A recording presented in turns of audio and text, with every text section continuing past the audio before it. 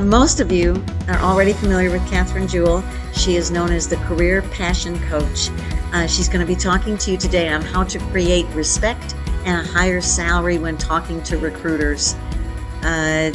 So let me explain to you why she is an expert in her field.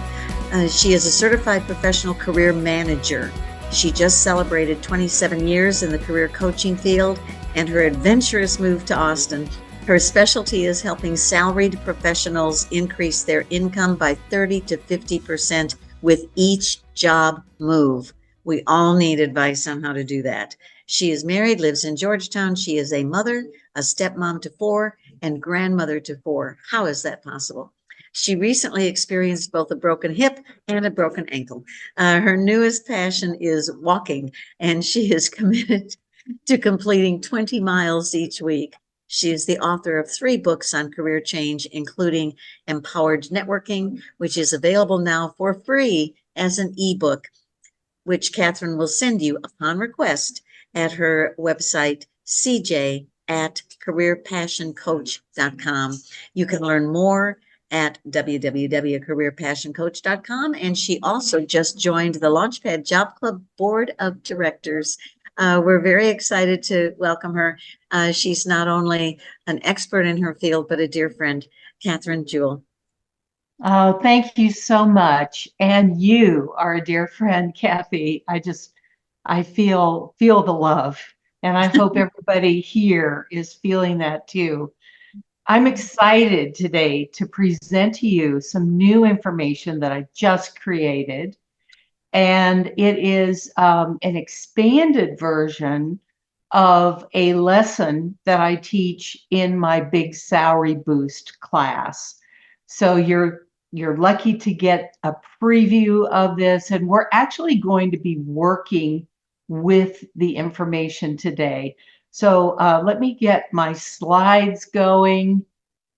So that's why we've got the Big Salary Boost there. This is part of my program, Secrets to Earning 30 to 50% More in Your Very Next Job.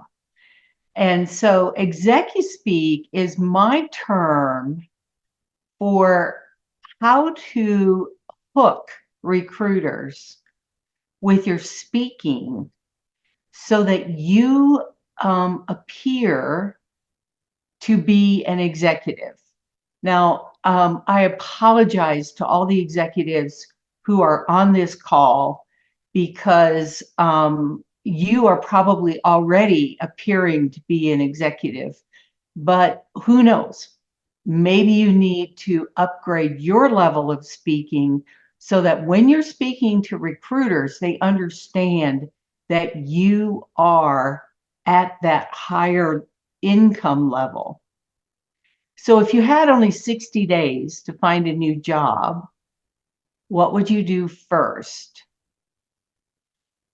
So this is really an interesting question because the first thing we go to is, well, I've got to update my resume and I've got to do my LinkedIn profile and make that stronger. Yeah, those are all important. But the number one thing you need to do is get your head on straight. And what that means is to rethink your value in the marketplace. Rethink it and go for a 30 to 50% salary bump. So what I'm suggesting is that you take a job loss as a gift, as an opportunity for you to rebrand and reestablish yourself at a higher level than where you were before. And this is all based basically on manifestation thinking. What you think about, you bring about. So in other words, if you're thinking about how am I going to make the house payment next month, then you are going to bring about a situation where you're not going to be able to make it. But if you think about, okay, how are some ways that we can cut back here and there? Or how are some ways that we can generate some income in this next month to make that payment? So what you think about actually happens. And what you feel becomes real. Now, this is a harder assignment because basically I'm asking you to feel successful, feel confident, feel competent, feel excited when you're being rejected. And as Kathy says, job search is rejection until you get hired. So you have to feel really upbeat about your job process. And the way you do that is by never searching alone. You want to come to the Launchpad Job Club meetings. You want to join a SWAT team. You maybe want to hire a one-on-one coach. You definitely want to take advantage of Kathy's one-on-one coaching for free. You want to do all these things to keep your feelings positive. So it's really, really important. And finally, your words become your world. What does that mean? Basically, when you speak positive words, your world becomes more positive. And you know this because you have negative people in your life, and they are energy sucks. After talking to them for 15 minutes, you feel depleted because they have sucked all the positivity out of you.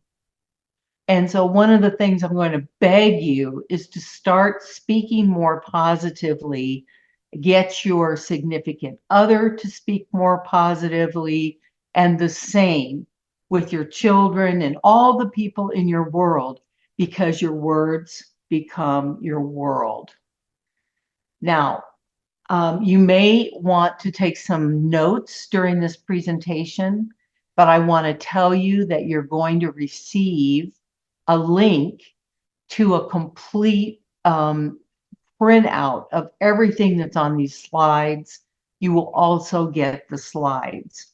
So what I'd prefer that you do is take out a notepad and just write down keywords.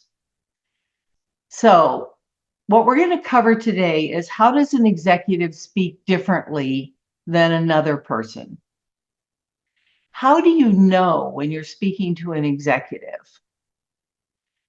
Is there a certain air about them? Is there a certain confidence that they project that's different from other people? That is what you want to try to put on, and really put it on like a beautiful fur coat. Or I don't know what the comparison would be for a guy. Maybe your favorite camo that you wear when you go shooting. It's just what would make you feel like an executive. You want to put that on and project that when you're speaking to recruiters. And so I'm going to tell you how you kind of hook the recruiters with certain words, which I call ExecuSpeak. We're also going to talk a little bit about how to change your thinking. I just have one slide on it. And I'm really excited about this idea. And so I'm going to be pursuing it for my next book. How do you literally change your thinking? But use a notepad to write down some of the keywords in ExecuSpeak. And keep your smartphone handy, because I'm going to ask you to do a calculation. But first, you are underpaid. You were underpaid in your last job. You have probably been consistently underpaid and particularly during the last 5 years. Employers have had the upper hand. They have been giving their employees 3%. I even have heard of 1.5% raises. Do you know with a 1.5% raise, you can't even buy a Starbucks every week? That's absolutely ridiculous. And what they have created is a marketplace where the only way you can get more money is to move to a different job. Because if you come in, and I'm gonna say as an assistant account executive, which is what I did years ago in an ad agency. And I was there for 13 years. And at the end of the 13 years, they still treated me like an assistant account executive, even though I carried the title of Vice President Account Group Director. So by staying 13 years in the same organization, my image never changed, and they never thought of me as any better than the way I was when I started. Now, if you can relate to this story, put a yes in the chat. I just want to hear if anybody here has personally experienced this. The other part of this was that my supervisor, when I left that job, said, "You will never make more money than you're currently making," which, by the way, was an amazing $40,000 a year. My very next job was $50,000 a year. Do the math, 25% increase. My next job 4 years later was $65,000 a year. Do the math. From 50 to 65, somebody help me. What's the increase there? Who can help me? Just come on board here. I don't do math in public, only in private with a calculator. So if you take $15,000 increase from 50 to 65, the way you do that is $15,000 increase divided by 60. 15 divided by 50 is a 30% increase. So my first increase was 25,000. The second one was 30,000. I was underpaid and I didn't know it. But you know, back in those days, we didn't have salary.com. So you'll probably recognize these two charts from salary.com. This is by working with one of my clients who is a high-end specialist to a training specialist. So what we decided is that she was absolutely already doing the work of a training director, but her company did not have the specialist 3 designation. They didn't have specialist 4. And so she was caught right here. If you look at the first chart on the left, she was caught at $67,000 a year. But she was doing the work of a training director, and the low end there is $124,000 a year. Can you see how drastically she was underpaid? Not for her title, but for the job she was doing. The other thing that to look at is who were you reporting to? If you're reporting to a top-level executive and your company has not created a title for you, like training director, then you need to go out and get a different job with that title. So we got her a move from high-end specialist two to low-end training director, which was a 46% bump. And that's in one jump. Okay, so here are the three jobs: training specialist 2, 3, and training director.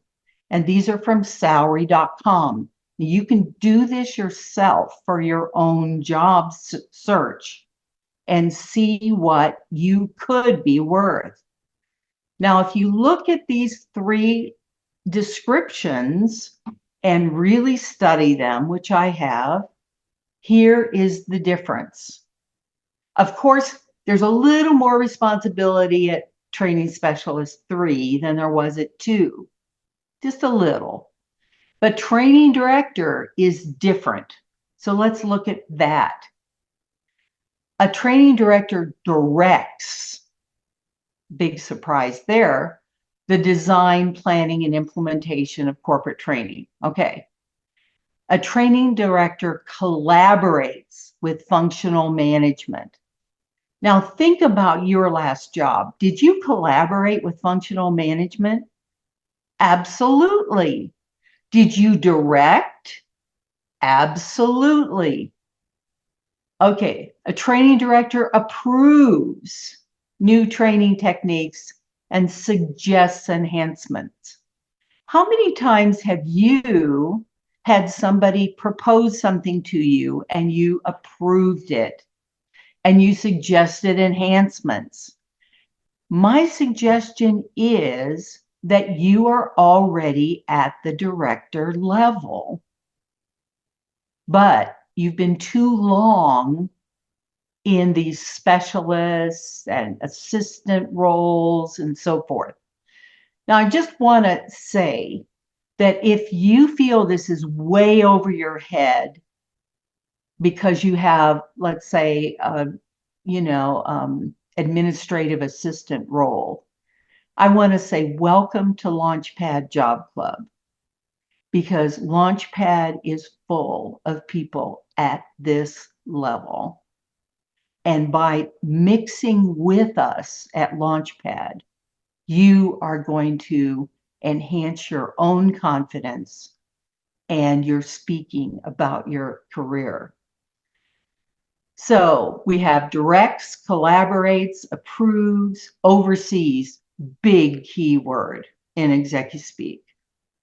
Manages, obviously, a big word in ExecuSpeak.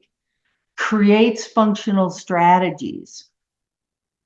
Look at these words: strategies, budgets, policies, procedures, all ExecuSpeak. And then we look at 5 years of management experience. How many people, if you've ever been a project manager, put PM in the chat. Let's just see how many people in the group have been a project manager.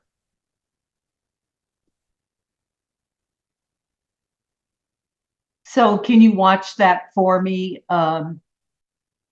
Shannon, what have we got going on there? Oh my goodness. I see 3 p.m. so far. 1, 2, 3, 4, 5.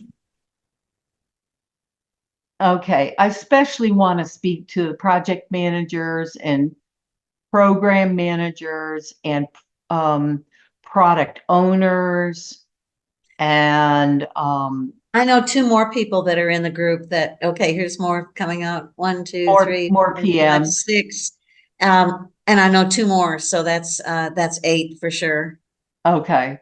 Well, I'm so glad that this example includes that, words of encouragement for project managers, because project managers often will tell me, well, I don't really have management experience. That is bull. Because if you have managed a project, you have done tougher management than a manager. Because a manager manages by authority, by the authority of his or her title. But a project manager manages by influence, and they have to convince everybody on the team to show up, suit up, and deliver, right? And they don't, do they? And then you have to go after them. And that is more difficult management than a manager. And so if you have been a project manager, you have management experience. And you need to have those management experience stories to tell in your interview. So if you've been a project manager for 5 years, I would say you have 5 years of management experience. Now, obviously, in the interview, you're going to be very specific, but you're going to tell stories about how you got people to work with you and how you got your team on board. That's management. In fact, that's leadership. So, what does salary boil down to? Collaboration, making approvals, directing, creativity, having the latitude to make decisions, and leadership. So, all the project managers online right now, you have had latitude. In fact, you've had a lot of latitude.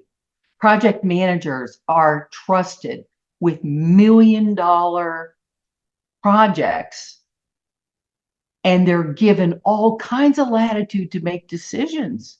Because as a project manager, if you don't make decisions, the project doesn't get done. And you have to reward yourself and take on the confidence that I've done it, and you have led people. Now I want you to actually do the math and feel the change that you could experience. Now, everybody kind of knows, okay, what was my paycheck every 2 weeks? What was my paycheck? 3,000, 4,000, 5,000, 7,000. What was your paycheck in nice round numbers? And I want to give you the new paycheck you could have. So you want to take your current, most current, or if you have you been employed for a while, take the highest salary you have ever made. And we're going to times it by the increase that you think you could get. And remember, my trainer got 46%. So let's just, make it simple and call it 30. And then you take the increased dollars and divide by 26, because most people get paid every 2 weeks. So they get 26 paychecks a year. And then you want to multiply that by 0.7, because you're only going to bring home about 70% of the total. So while you're doing your own, here's the example. So this is the trainer, 67,370 times 46% gave her an additional 30,000 a year. Wow. We took that number, 30,990, and divided by 26, and we got $1,191 more per paycheck times 7.7. So she had the possibility of getting $834 more cash in every single pay period. Okay, can you feel that? Can you just feel the change that your family would experience if you had $800 more in every paycheck? So I just want to hear a few comments in the chat. While you're doing that, I'm going to show you some other numbers. Let's say your current base is 85 or 95 or 105 or 120. With a 35% increase, this is how much more each paycheck would be. So you can just look at those numbers and imagine, where could I be? Now, as I mentioned before, some of you may be sitting back and going, geez, you know, I've been self-employed and I was lucky to bring in $45,000 a year. Well, welcome to Launchpad Job Club, because we are a group of people who are salaried, and we know how to go after salaried positions that pay well. And that's what we're trying to help you do. And so if, let's say you've been self-employed and you're making $42,000 a year, there is, if we look at what you actually do for a living, I'm going to guess 85,000 would be a great number for you to shoot for. So just know that we're here to help you make those big jumps. So what are some of the comments in the chat about feeling the change? Before we move on, I just want to hear what people say about feeling this change. Here's somebody who said they were a PM without the title. Isn't that the truth? And you probably weren't paid like a PM should have been. So any comments about how this made you feel? Lots of happy faces. Okay. More things in the chat. Are you going to watch it for me, please? Or just give us a thumbs up. Or just give us a number. Tell us the number more. Yeah, let's be encouraged. And remember that, yes, there are a lot of people unemployed, but yes, there are people being offered new jobs every single day. Every single day. And you could be one of them. And you will be one of them. By the way, I just changed my language there. Do you hear the difference? You will be one of them. You will be getting that great new increase. So do we have any questions or anything that we want to talk about quickly?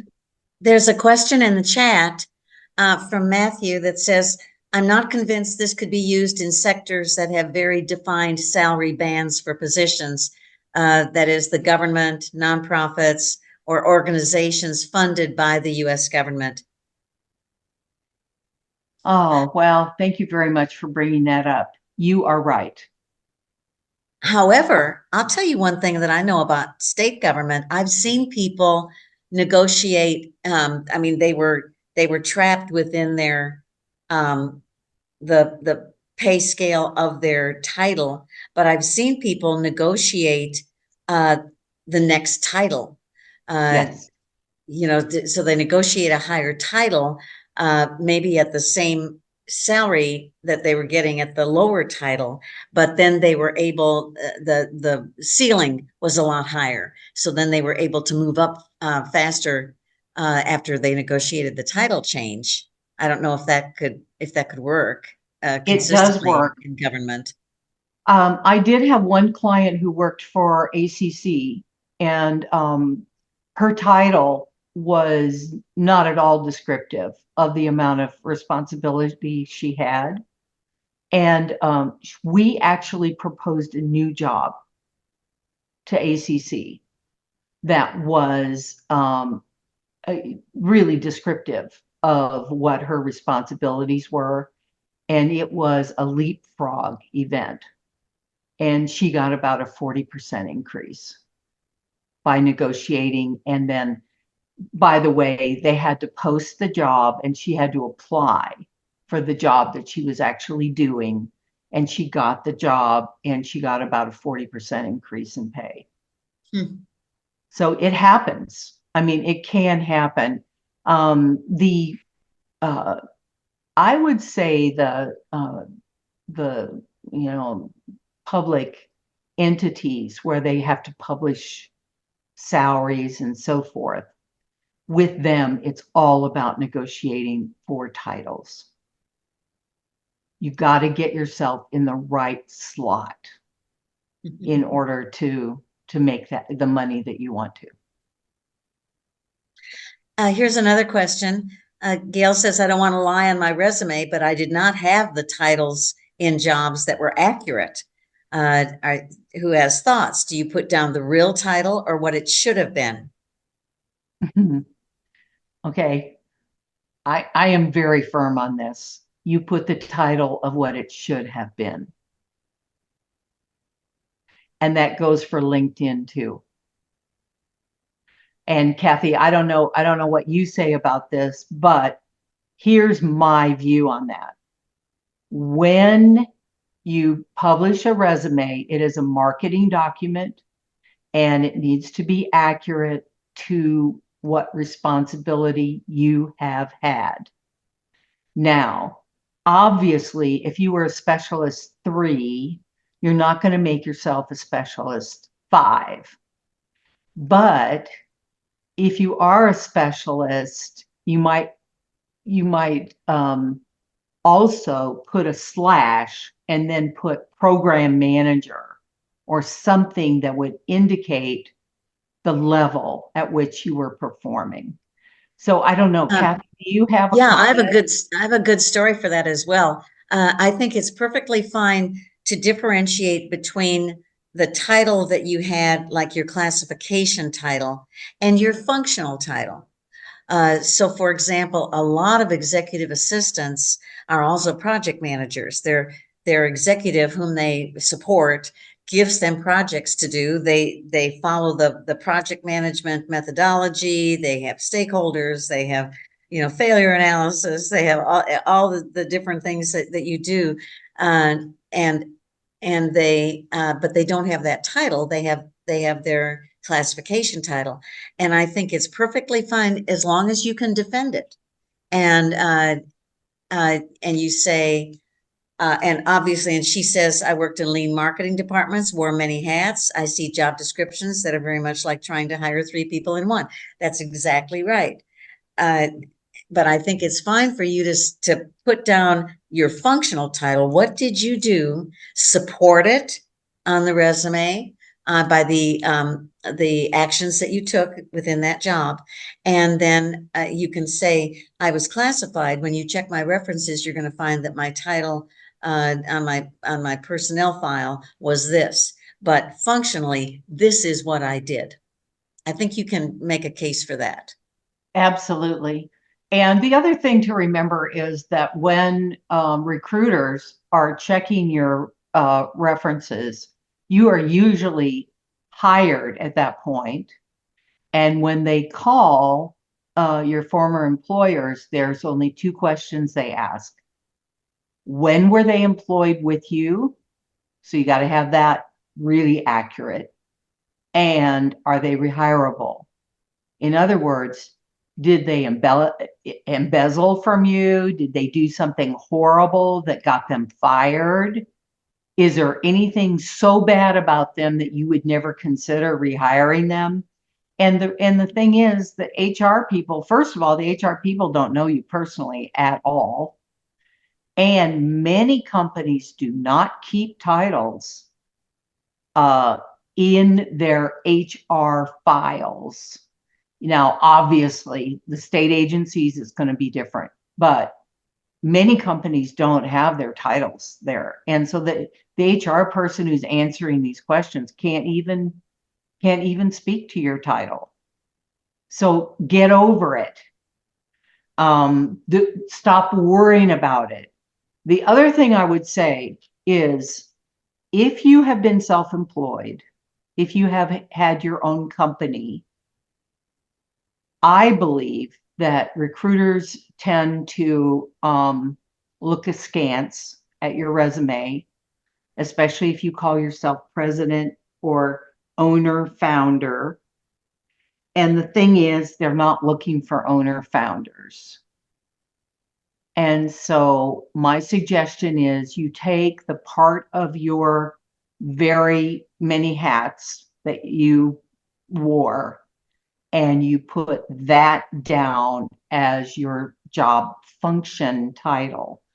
I've worked with many entrepreneurs that are transferring into the salaried world, and we have come up with things like creative director, program manager, etc., to describe what they did in their companies. So moving on, I hope that answered your question. And obviously, working one-on-one with Kathy or working one-on-one with a career coach like me, you are going to get some of these answers for your own self and for your life. So I want to offer again, everybody a free consultation. This is a page of the homepage of my Career Passion Coach website.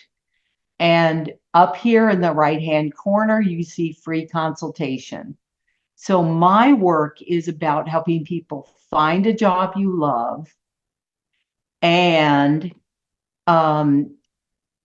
okay. And if you want the free consultation, you press on this button up here in the right-hand corner, right? So I've got my slides out of order. I wanted to just show you the client success stories. That's one of the tabs on my website, and you'll see this is Celia Adams, 57 years old, who got a 54% increase. Now, she went for a training director position, but she bumped into a senior training specialist job with a Fortune 500 company. And so she was able to get that salary bump without getting the title training director. So just wanted to show you, yes, it's possible. By the way, her name is not Cecilia Adams, and that is not her picture, but she is a real person. And so all my success stories are true, and we have to be anonymous about them. Okay, so I want to talk about ExecuSpeak. It's a way of speaking that conveys your value to an organization. It communicates strategic insights, decision-making, acumen, vision, strategy, and leadership prowess. So you don't have to write this down. It is in the slide. But the rules are you've got to be specific as an executive. Be brief, but you want to leave them wanting more. So specific, brief, and you got to put hooks into what you're speaking about. So one of the ways you do it is to quantify your impact. Throughout my career, I've consistently delivered results such as increasing revenue by 30% in my last role. I'm eager to explore opportunities where I can drive similar outcomes. If you've ever worked for that small, struggling computer company in Round Rock, you know the word drive is a very important word in their culture. And drive, I've heard so much from executives because they drive change. They drive results. They drive revenue. And they are in the driver's seat. So drive is a really big word. Now you'll notice here, the first part of this statement has a promise. It says increase revenue by 30%, but you leave the recruiter wanting more. How did you do that?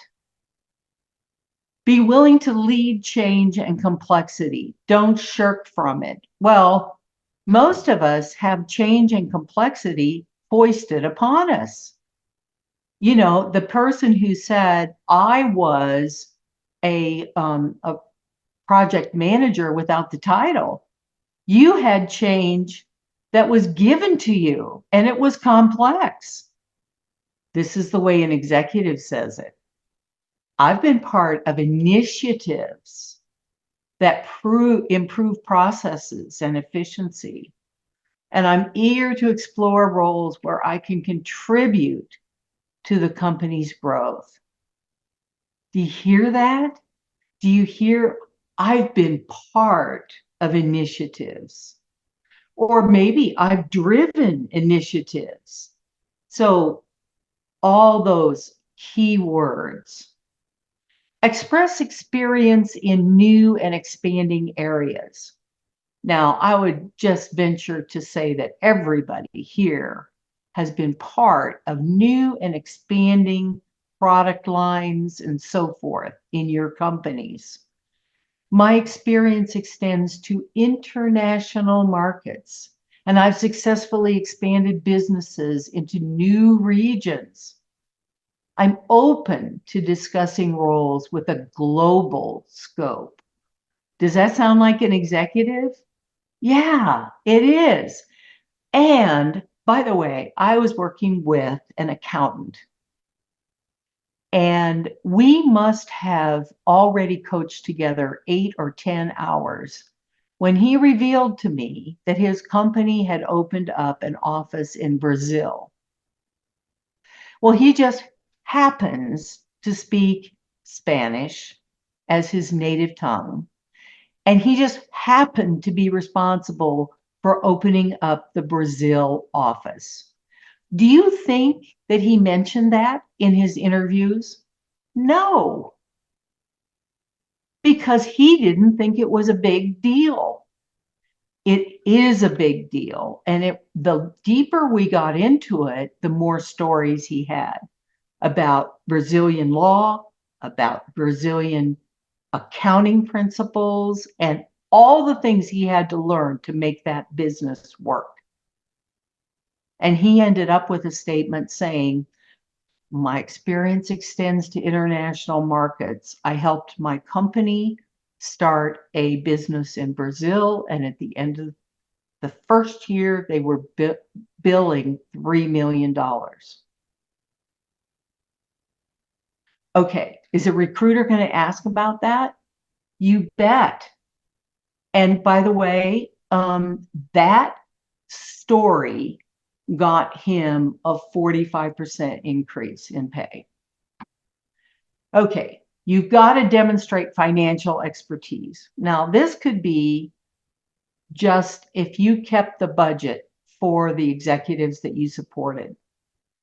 In my current role, I've been responsible for managing budgets exceeding 100 million. I'm comfortable taking on roles with significant financial oversight. Okay, every single project manager had a budget, and it was big. Even if it was only, I'm going to say 200,000, 100,000. That was big for your company. And so you have had significant financial oversights in budgets. And that's what you want to do, is use those words, significant financial oversight. Now, you also want to speak about your leadership style. Many times in interviews, they'll ask you about it. You've got to be ready to talk about you as a leader. My leadership is collaborative and focused on fostering a positive corporate culture. Who couldn't say that? I'm interested in organizations that prioritize values and employee development. So almost anybody could say that in an interview. And you want to customize this to yourself and who you are. And you can also put a bit of a star story in the middle of this and say, my leadership style is collaborative. In the last project that I worked on, we had conflicting ideas from sales and marketing and product development, and I was able to collaborate with all of them and bring us to a resolution. Now, you think the recruiter's going to ask more questions about that. Now, you also want to show passion for specific issues. So you're going to get the specific issues from the job description. Many, many companies now on LinkedIn have about a 2-paragraph description of the company and all the things that it cares about. And you want to track those and in the interview say, I'm passionate about, and tell them that you belong in their company. But this is cool. I'm passionate about sustainability and have a track record of implementing environmentally responsible initiatives. For example, now here's where you could insert that little star story. And again, I'd like to explore roles with companies.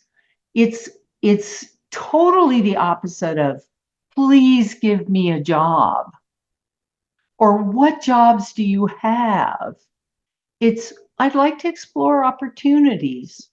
Do you feel that putting yourself first and kind of sitting back?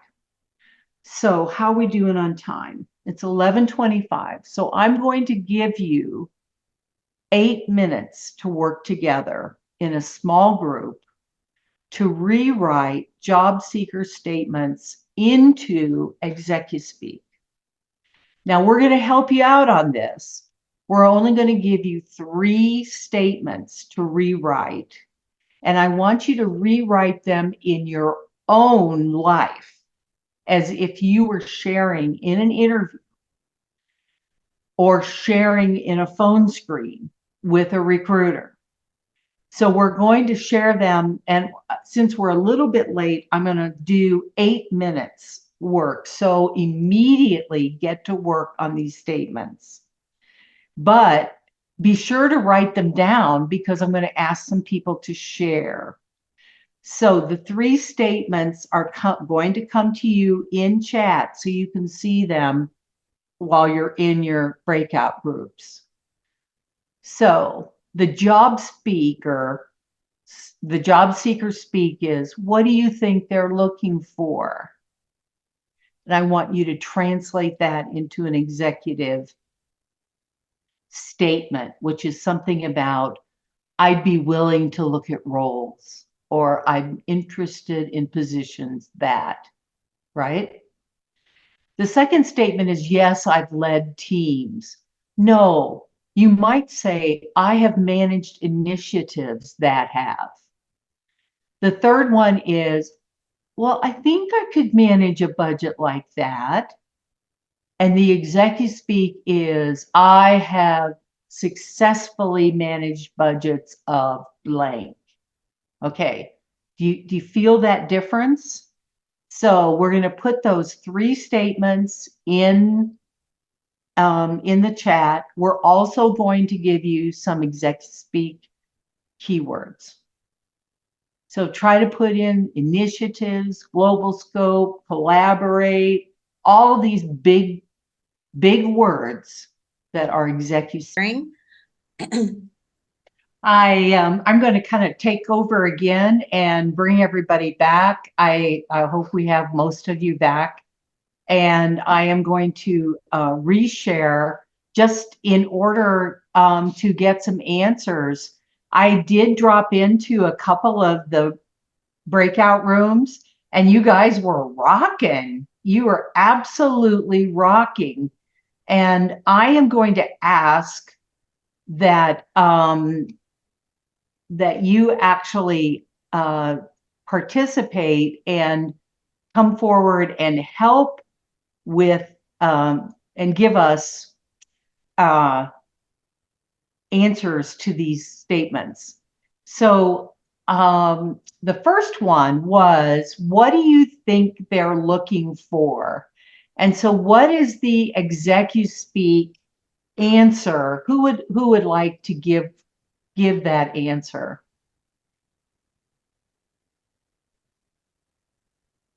You can just unmute and speak up.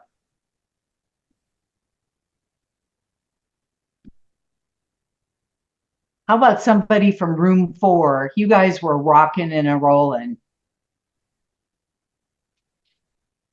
Did we know what our room numbers were? Well, Armando was in your room. Okay. And some other folks. Deidre and Heather. Yes, for number 1, we said, I'm eager to create initiatives to drive global sales growth. I love it. I'm eager to create or to drive initiatives to create global sales growth. Super. Okay, the number 2 is, what was the number 2 statement? Right here. Yes, I've led teams. Who's got a great way to say that? I'll go. Matthew here. So I have been applying for jobs with USAID's Office for Transition Initiatives that does stability work in other countries. So for me, I have a back, I understand from the needs that you have to take people with experience in doing governance work, assisting stakeholders in other countries to get on their feet with this. I have overseen teams from everyone from junior level to senior level. I've helped train them, coach them, and work with them side by side to accomplish these things. And I think, if I may add, one more benefit is, well, I've worked in Afghanistan, obvious in my resume, but I've also worked in a number of other countries that would be places that you need experience, including, for example, I had country offices in Nigeria, Ukraine, Haiti, and the list goes on. Perfect. Okay, so the only suggestion I have for that is that when you're in the phone screen, you're going to include the first 2 sentences and hook the recruiter on asking you, well, where have you worked on a global scale? Perfect. Yeah, but indicate kind of the level of responsibility that you had there. Okay, the third statement is, I think I could manage a budget like that. Who's got a great ExecuSpeak answer for that one?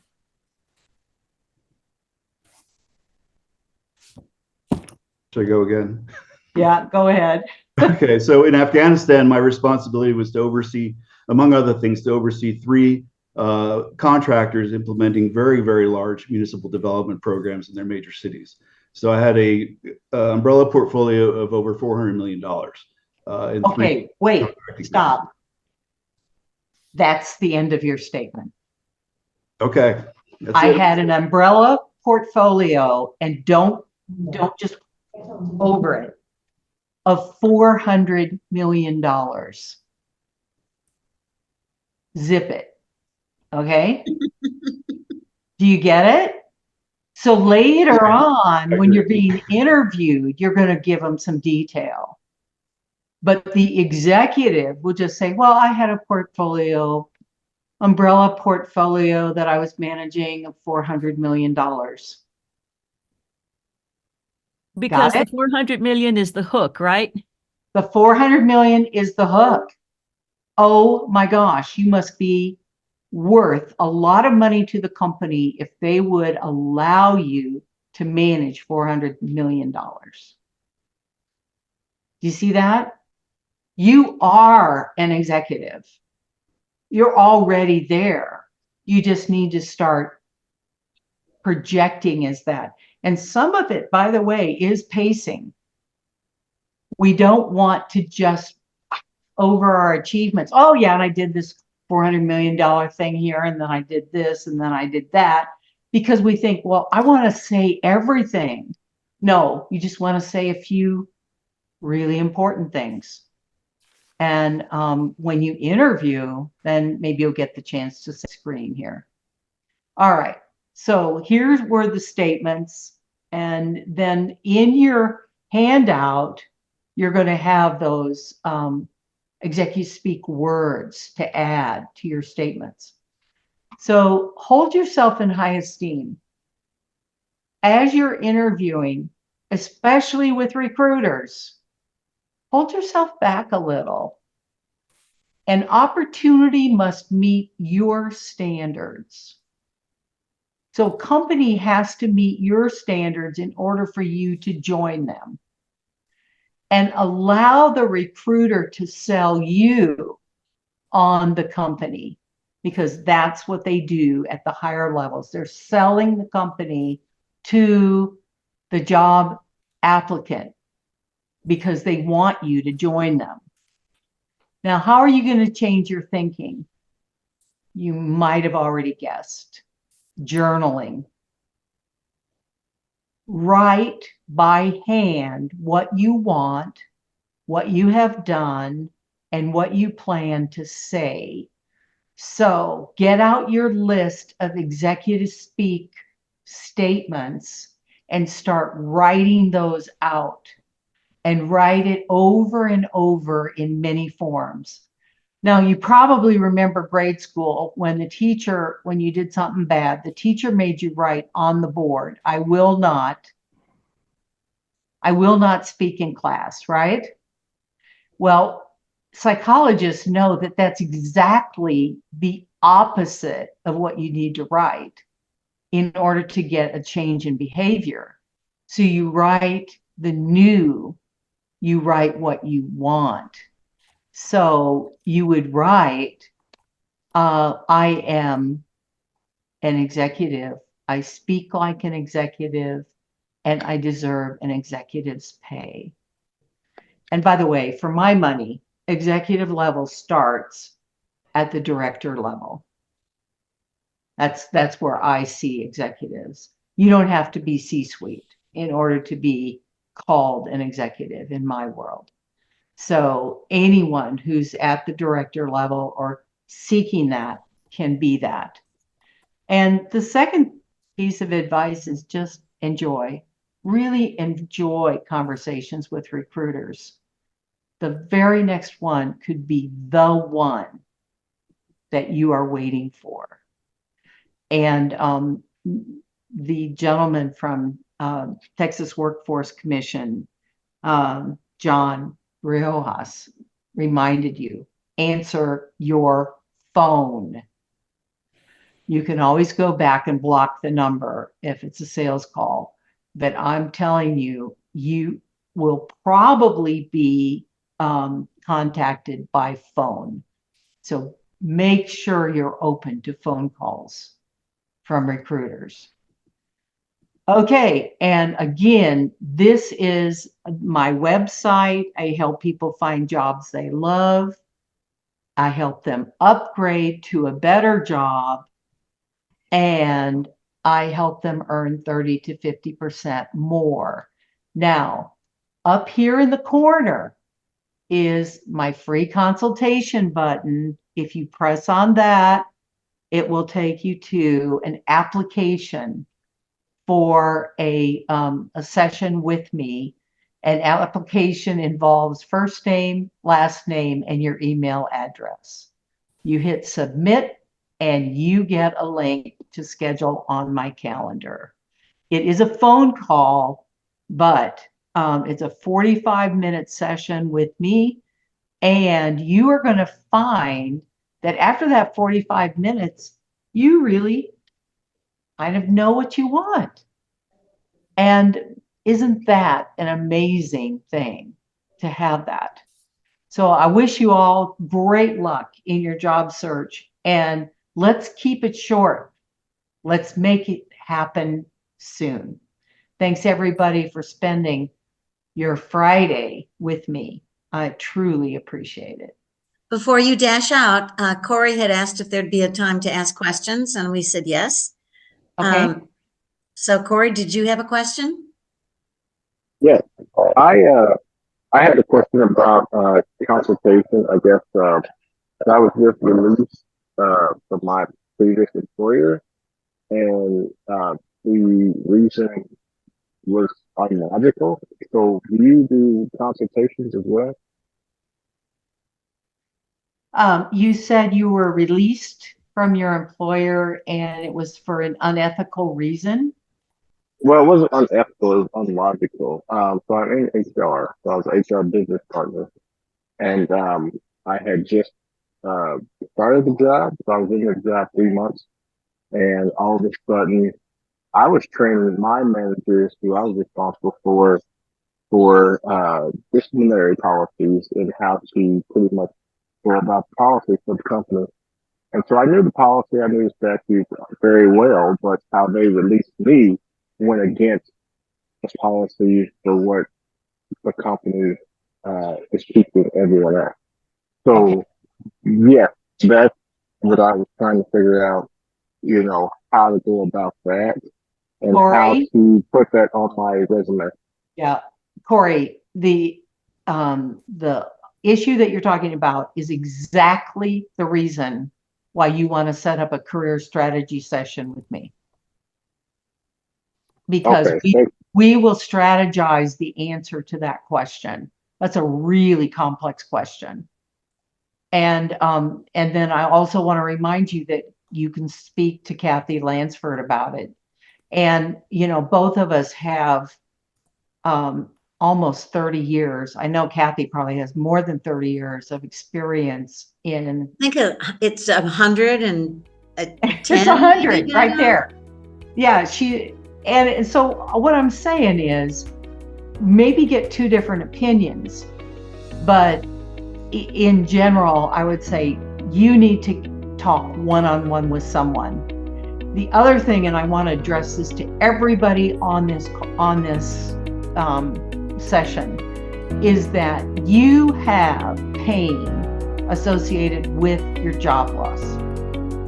You need to talk to somebody about that pain. And you can do it a lot of different ways. You can do it, with your cohorts in a SWAT team. You can do it with me. You can do it with Kathy. But you need to get that pain talked out in order to be positive.